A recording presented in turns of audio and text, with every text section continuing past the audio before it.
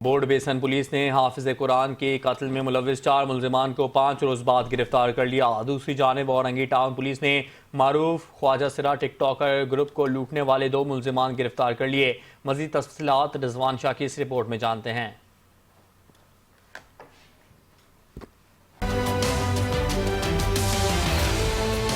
18 नवंबर की शब बच्चों के झगड़े में बड़े भी कूद पड़े। इस दौरान छुरियां लगने से 19 साला नौजवान हाफिजुल कुरान हम्माद जख्मी हुआ और दौरान इलाज जान की बाजी हार गया।